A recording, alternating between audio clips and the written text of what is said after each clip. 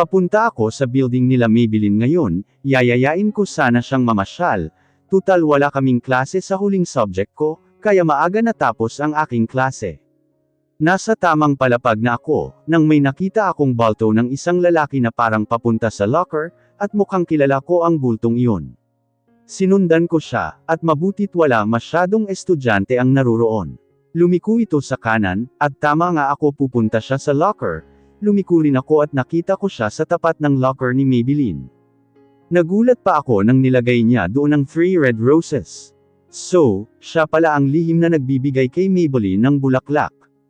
Isinara na niya ito kaagad, at nagpalinga-linga pa kung may nakakita sa kanya, sadyang nagtago pa ako sa pader na malapit doon, para hindi ako makita.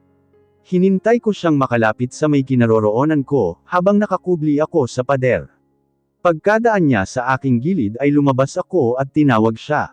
Dr. Marvin, huminto naman siya kaagad, at unti-unting pumihit paharap sa akin.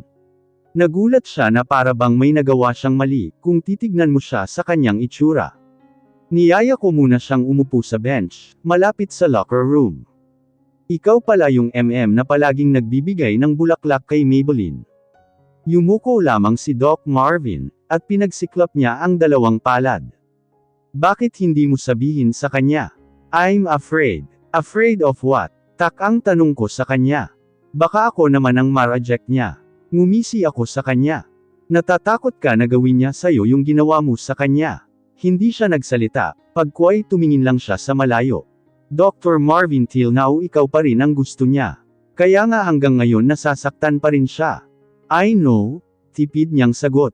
Mahal mo si Maybelline. Seryoso ko siyang tinitigan. At alam ko mahal na niya ang kaibigan ko dahil nakikita ko ang sincerity nito sa kanyang mga mata. Yes. Kailan mo napatunayang mahal mo siya? Walang paligoy-ligoy kung tanong sa kanya. Gusto ko makasiguro bago ko ipaubaya si Maybelline sa kanya, kahit masakit kailangan kong tanggapin. I'm not sure, pero noong mga araw na wala na ako dito sa school. Parang lagi ko siyang gusto makita, namimiss ko yung mga kakulitan niya, yung palagi niyang pagpunta sa faculty, kahit bawal iyong pagsigaw niya sa hallway, kapag alam niyang walang tao. Hindi niya alam na lagi ko siya pinagmamasdan, kahit nasa malayo lang ako, para masulyapan lang siya masaya na ako. Yung panahon na dinala natin siya sa ospital noong inatake siya, sobrang takot na takot ako noon. Hindi ko pa alam sa sarili ko, kung ano na yung nararamdaman ko para sa kanya. Hanggang sa napatunayan ko na sa sarili kong mahal ko na nga siya, noong nagselos ako sa inyong dalawa sa restaurant. Ha? Alin dun? Iyong hinalikan mo siya sa noo. May halong inis na saad niya sakin. Hindi ko alam kung matatawa ba ako o may inis sa kanya. We used to do that ever since we became best friends. Nakasanayan na namin ang ganun.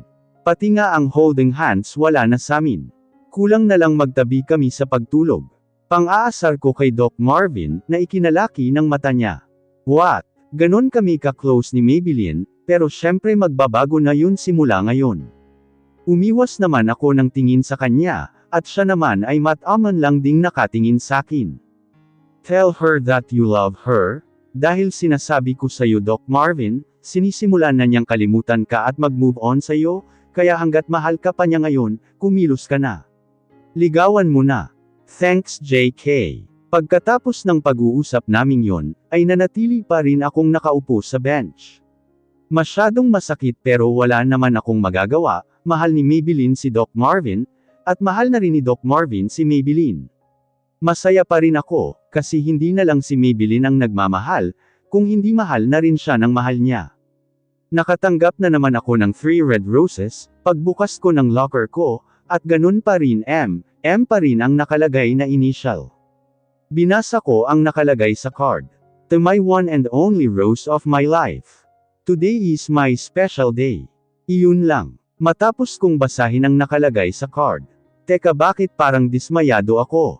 Tinext ko si JK, kasi kanina ko pa siya hindi nakikita. Si Mary naman hindi pumasok, may sakit daw, kaya heto wala akong kasama. Tinry ko tawagan si JK pero out of coverage ang phone niya.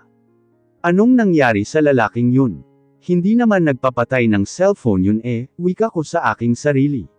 Maya-maya ay biglang tumunog ang cellphone ko, Kinuha ko kaagad ito sa aking bag, baka si JK na ang tumatawag.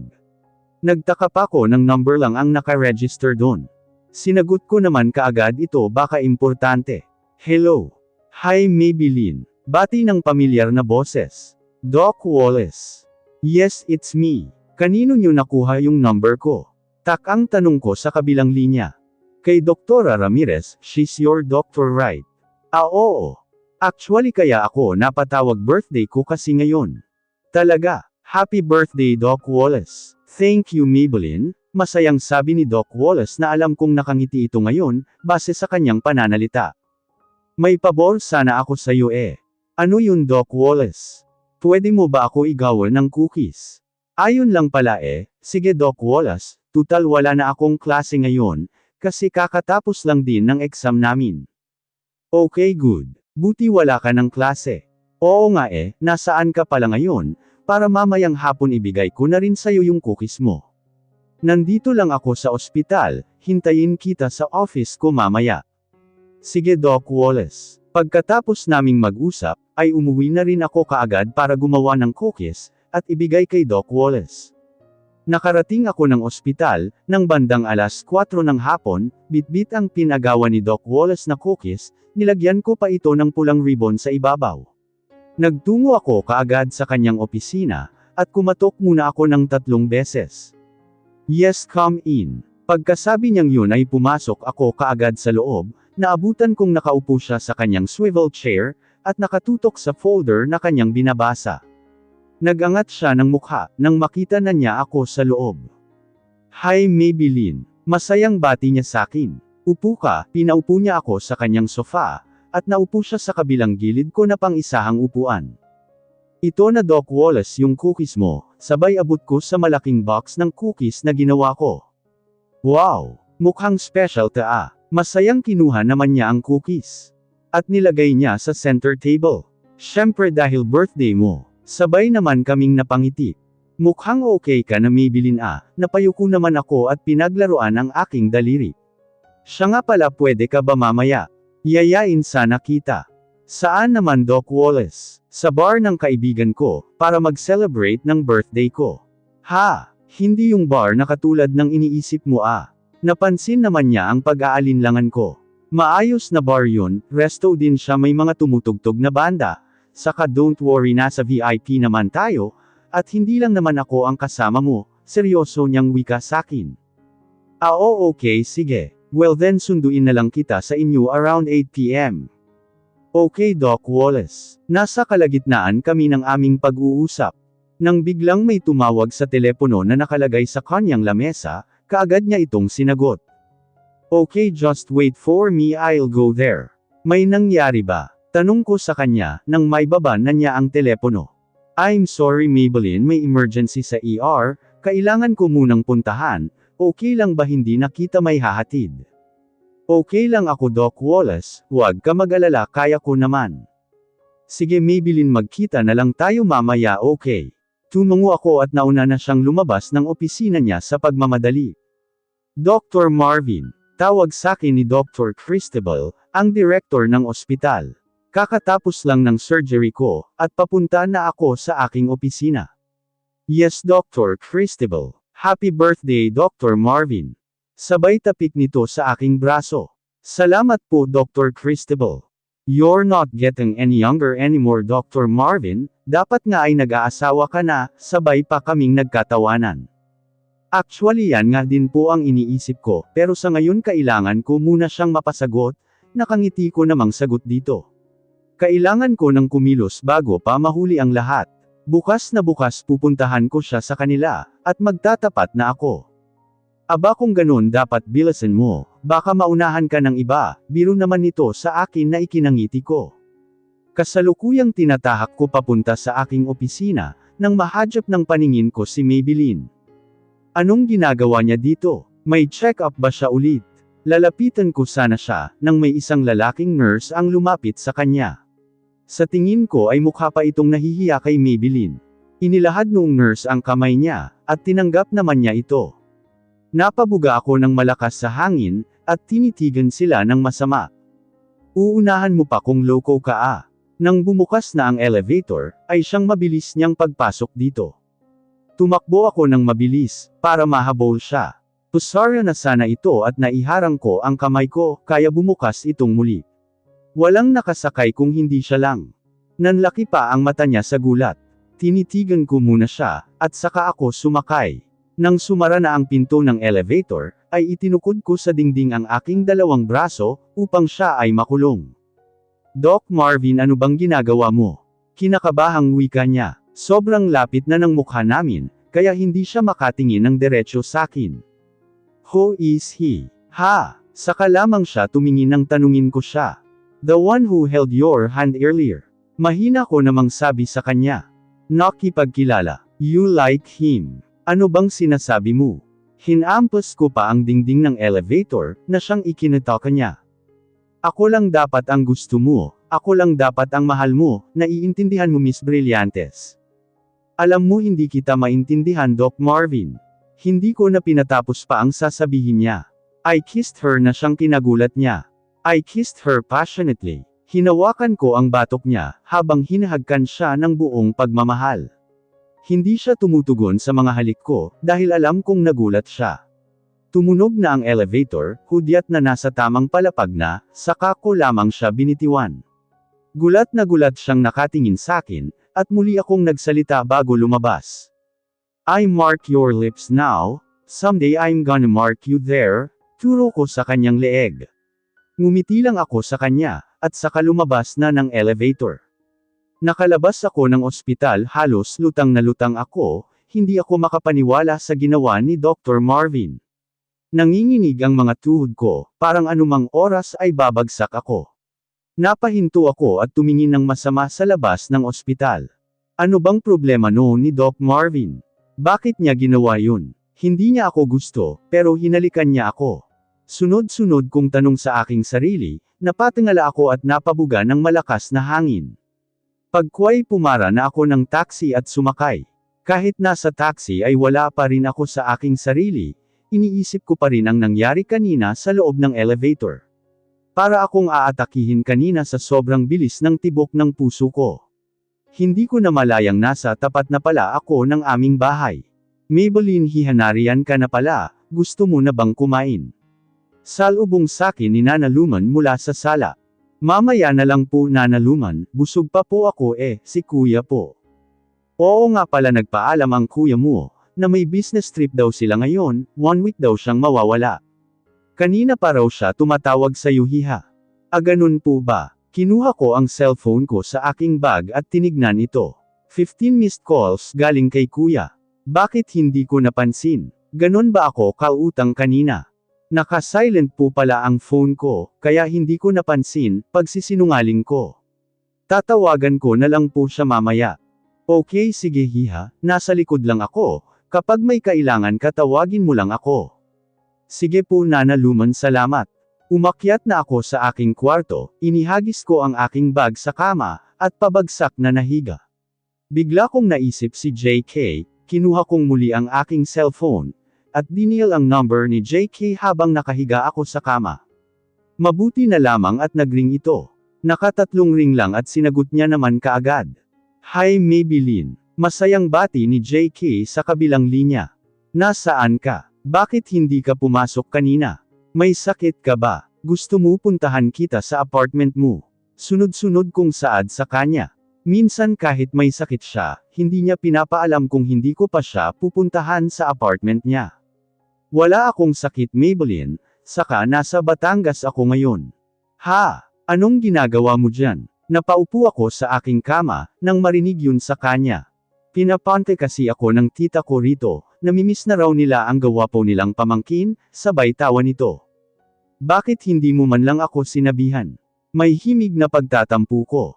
Dati kasi pag aalis siya nagpapalam kaagad siya sakin, dahil alam niyang hahanapin ko siya, pero ngayon hindi man lang ako sinabihan.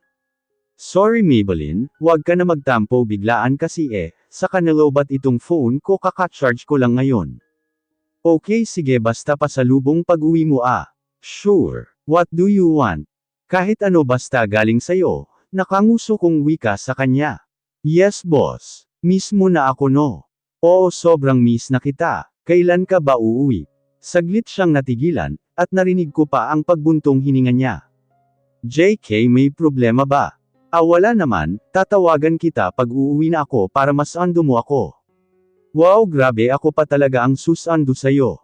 Tumawa naman siya pagkasabi kong iyon. Ang totoo niya, namimiss ko na siya, kahit isang araw pa lang kami hindi nagkikita. Nasanay na rin kasi ako na lagi siyang nasa tabi ko. Para din siyang si kuya kung mag-asikaso sakin. Mag-iingat ka, Maybelline, yung mga gamot mo inumin mo sa oras, at isa pa, wag kang magpapakapagod, okay? Bili niya sakin.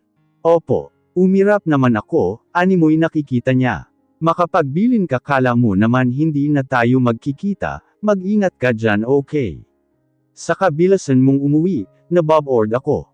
Sige na, Maybelline, tatawagan na lang ulit kita ha. Mag-iingat ka din. Pagkatapos namin mag-usap, nahiga ulit ako at nakatitig sa kisame.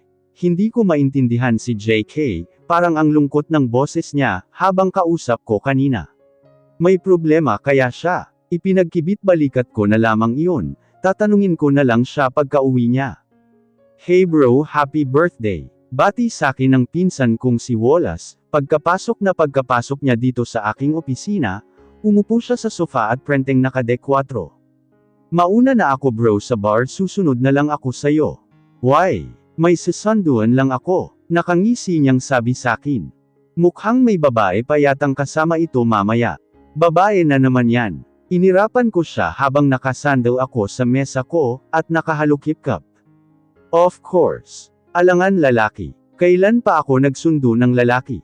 Kailan ka ba magseseryoso ha? Kapag nagkapamilya ka na. Tinaasan ko naman siya ng kilay, alam ko namang inaasar lang niya ako base sa ekspresyon niya. Siya nga pala bro, pinadala ko na, yung regalo ko sa kondo mo. Ano naman yun? Curious kong tanong sa kanya. Basta malalaman mo pag uwi mo mamaya, nakakaloko namang tinignan ako. Sige bro, kita na lang tayo mamaya, okay? Tumango lang ako sa kanya, bago siya lumabas ng opisina ko. Tinukod ko ang dalawang kamay ko sa aking lamesa, hanggang ngayon hindi pa rin ako makapaniwala sa nangyari kanina sa amin ni Maybelline.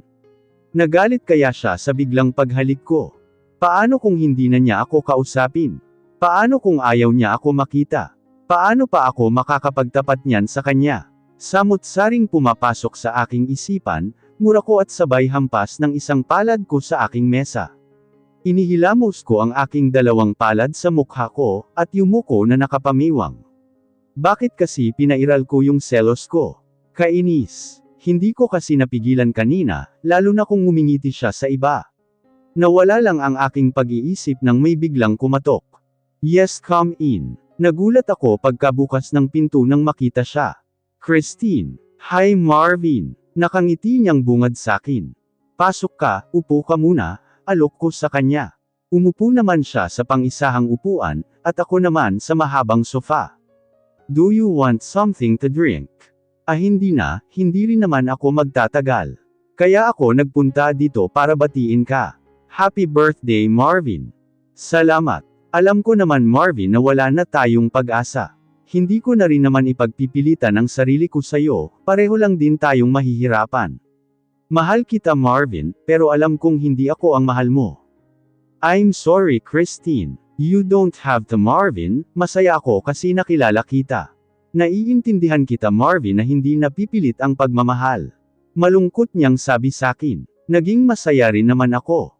Kasi naramdaman ko ang pagmamahal niya sakin, kahit na naging unfair ako sa kanya. Hindi ko malaman sa sarili ko, kung bakit hindi ko siya magawang mahalin ng buo. Kung tutuusin hindi naman siya mahirap mahalin. Maganda siya, may pinag-aralan, mabait. Pero ang hindi ko lubos maisip, bakit kay Maybelline napakadali niyang mahalin. Mahal ko siya hindi dahil sa awa, at hindi dahil para makalimutan ko si Lynn. Mahal ko siya bilang si Maybelline. Mahahanap mo rin yung taong para sa'yo, yung hindi ka sasaktan kagaya ko, iyong mamahalin ka bilang ikaw. Salamat Marvin, ngumiti siya sakin, at di kalaunay nagpaalam na rin. Maybelline POV. Pagpatak ng alas 7 ng gabi ay naligo na ako. At pagkatapos maligo naghanap ako sa walk-in closet ko ng susuotan. Napili ko ang black dress na medyo hapit sa katawan ko. na hindi gaano kaikli, kaya kita naman ang hubog ng aking katawan, at tinurnuhan ko ng oversized denim jacket, at white rubber shoes. Nakaban naman ang aking buhok, at naglagay ng light makeup. Ilang sandali ay narinig ko na ang busina sa labas, sumilip muna ako sa aking bintana, at nakita ang kotse ni Doc Wallace. Bago ako lumabas ng kwarto, pinasadahan ko muna ng tingin ang sarili ko sa salamin, at napangiti naman ako sa aking itsura. Nana Luman, aalis po muna ako a-attend lang po ako ng birthday ng kaibigan ko, paalam ko kay Nana Luman, na siya naman nanunood sa salas. Sige hiha, mag-iingat ka ha. Humalik muna ako sa kanya, at saka lumabas na ng bahay kung saan naghihintay si Doc Wallace. Wow! You're gorgeous! Puri ni Doc Wallace, nang makalabas na ako ng gate. Salamat Doc Wallace. Let's go. Pinagbuksan naman niya ako ng kanyang sasakyan, nang makapasok na ako, siya namang umikot papunta sa driver's seat. Habang nasa biyahe kami, napansin naman ni Doc Wallace ang pagiging tahimik ko. Nakatingin lang kasi ako sa may bintana, at pinagmamasdan ang aming dinadaanan. Tahimik ka yata, ha? Sumulyap naman ako sa kanya, at kumurap-kurap. Wala. May problema ba? May masakit ba sa'yo? Wala naman Doc Wallace. Hinalikan kasi ako ng pinsan mo. Yun sana ang gusto kong sabihin sa kanya sa sobrang inis. Napabuntong hininga na lang ako, at napansin naman niya yun. Ang lalim noon sabay tawa niya na ikinangiti ko lang. Mabilis lang kami nakarating sa bar na sinasabi niya. Maganda ang bar na pinuntahan namin. At mukhang hindi ordinaryong bar. Hindi magulo at maingay. Pagkapasok pa lang namin, ay binati na siya kaagad ng dalawang lalaki na malaki ang katawan. Malawak ang bar, at sa may gitna ay mayroong kumakantang banda. Dinala niya ako sa gilid ng stage, kung saan may bandang kumakanta. Nagtaka ako kung bakit kami doon pupwesto, akala ko ba VIP. Ipinagkibit balikat ko na lamang ito. Hi bro. Bati ni Doc Wallace sa dalawa niyang kasama. Hindi ko pa makita ang itsura ng isa niyang kasama, kasi nakatalikod ito sakin. Sino na naman yan Wallace? Nakangising tanong ng lalaki. Siya nga pala si Maybelline, and this is Rocco Monteligre, kaibigan namin na may-ari nitong bar. Binati ko naman siya at nakita ko pang napalingon sakin ang kasama niya. Nanlaki naman ang mga mata ko sa gulat, nang magtama ang aming mga mata. Hindi ko inaasahan na magkikita kami rito, ang puso ko mas malakas pa yata ang tunog nito. Kaysa sa bandang kumakanta, nakita kong lumunok pa siya, at nagbawi ng titig. Ikaw pala si Maybelline, gulat na tanong ni Rocco nang makaupo na kami sa kanilang harapan. Yes. Kinakabahan kong sagot. So ikaw pala yung nagpapabaliw sa isip ng kaibigan ko. Rocco, saway ni Marvin at uminom ng alak niya na nasa baso. Tumawa lang si Doc Wallace at Rocco. Nagulat naman ako sa sinabing yun ni Rocco. Sa Southville ka nag-aaral right? Oo, hindi ako makapagsalita ng maayos, dahil kanina pa nakatingin sakin si Doc Marvin. Hindi ko alam kung anong problema ng isang lalong-lalo na kapag naaalala ko yung nangyari kanina, mas lalo akong nalilang. Siguro maraming nanliligaw sa'yo sa Southville. Wala naman. Pero ang totoo marami ang nagtatangka, pero inuunahan ko na, dahil si Doc Marvin lang talaga ang laman nitong abnormal kong puso. Kaso ang masakit hindi niya ako gusto, at kailanman hindi niya magugustuhan. Iniiwasan ko na nga, pero bakit pinagtatagpo pa rin kami? Sa ganda mong yan wala nagtangkang manligaw. Nanlaki pa ang mata ni Rocco, bago sumandal sa couch. Narinig ko naman ang pabagsak na ibinaba ni Doc Marvin ang hawak niyang baso na may alak. Bro, lasing ka na yata Baling naman ni Doc Wallace sa pinsan niya, inirapan lang siya nito at muli akong tiningnan, kaya naman sa kumakanta na lang ako tumingin. Siya nga pala bro, nakita mo na yung regalo ko sa'yo. Tiningnan ko naman si Doc Wallace, kung anong ibig niyang sabihin. Yes. Tipid niyang sagot saka uminom ng alak. Happy birthday bro. Takang tanong ko at tinignan si Doc Wallace, na may nakakalokong ngiti. I'm sorry Maybelline, I lied to you. Si Doc Marvin talaga yung may birthday, pag-amin niya sakin. Bakit hindi mo sinabi? Bulong ko naman sa kanya. Para malaman ko yung totoo, and you're gonna thank me later. Sabay kindat nito sakin na siyang ikinitak ako. Humarap naman ako kay Doc Marvin, at nakita kong nakatingin din siya sakin. Tumikim muna ako bago nagsalita, "Happy birthday Doc Marvin. Bakit ba ako nauuto? At saka bakit ba siya ganyan makatitig? Kanina pa siya ganyan. Parang gusto ko na lang magtago sa likod nitong couch." Bulong ko na lang sa aking isipan. "Salamat," saka lamang siya nagbawi ng titig. "What do you want to eat, Maybelline?" Tanong ni Rocco at tinawag ang waiter. "Kahit ano na lang." Tinawag niya ang waiter at umorder ng pagkain. Maya-maya ay napansin kong nagtangguan si Doc Wallace at Rocco. Hindi ko na lamang ito pinansin. "Maybelline, pwedeng magtanong?" Baling sakin ni Rocco. "Ano yun? Nagka-boyfriend ka na?" Natigilan muna ako bago sumagot. "Hindi pa," nahihiya kong sagot. Mataman lang nakatingin sakin si Doc Marvin, habang tinatanong ako ng kaibigan niya. "Unbelievable. Ang ganda-ganda mo, walang nanliligaw, tapos hindi pa nagkaka-boyfriend. Bulag ba sila?" Tumawa naman siya, pati na rin si Doc Wallace, kaya napangiti na rin ako, samantalang si Doc Marvin seryoso lang at parang walang pakialam. Asa pa akong ngingiti siya. Kung pwede nga lang liligawan ko tong si Maybelline napaubo naman ako sa sinabi ni Doc Wallace, at tinitigan siya ng may pagtataka. Narinig ko pa ulit ang pabagsak na paglapag ni Doc Marvin sa mesa ng baso niya, kaya naman napapitlag ako, at napataas ang isang kilay ko sa kanya. "Bro, problem?" Nakangising tanong ni Doc Wallace kay Doc Marvin. Hindi naman ito sumagot, at panay lang ang inom ng alak niya. "Wala namang sigurong magagalit, kung liligawan kita, di ba Maybelline?" "Ha?" Napasigaw naman ako dahil sa gulat, at pakurap-kurap ko siyang tinitigan, pero nakatingin ito kay Doc Marvin. "Wallace." Mura niya kay Doc Wallace. Nakita ko pang nag-igting ang panga nito. Bakit ba siya nagagalit? Ano bang problema niya? Hindi ko na maintindihan ang mga kinikilos niya. Samandal muna si Doc Wallace, saka muling nagsalita. "Bakit ka ba nagagalit? Wala namang masama kung liligawan ko siya Not unless kung." Sumulyap muna siya sakin bago muling hinarap si Doc Marvin. "Kung gusto mo rin siya." Nanlaki ang mga mata ko sa gulat, at pinagpalit-palit ang tingin ko sa dalawa. Walang nagbababa ng titig, kaya ako na ang pumutol sa tinginan ng dalawa. "Ano ka ba Doc Wallace, wala siyang?" "Yes." Hindi ko na natapos ang aking sasabihin, nang bigla niyang sagutin si Doc Wallace. Bigla naman akong napatingin sa kanya, at hindi pa rin niya inaalis ang pagkakatitig sa kanyang pinsan, ganun din si Doc Wallace. "Yes, I really do like her." Tama ba yung narinig ko, o sadyang nabingi lang ako? Sa sobrang kaba ko na, hindi ko maintindihan na nagkamali pa ako ng dampot ng baso. Nainom ko ang basong may lamang alak ni Doc Wallace, kaya napaubo akong bigla. "Maybelline, are you okay?" Hinahagod naman ni Doc Wallace ang aking likod. Mabilis na tumayo si Doc Marvin, at lumapit sa aming pwesto na katapat ko lang. "Maybelline, what did you do? Akala ko kasi yung juice ko Naiiyak na ako sa kakaubo, hindi kasi ako sanay uminom ng alak, at isa pa bawal sakin ang alak."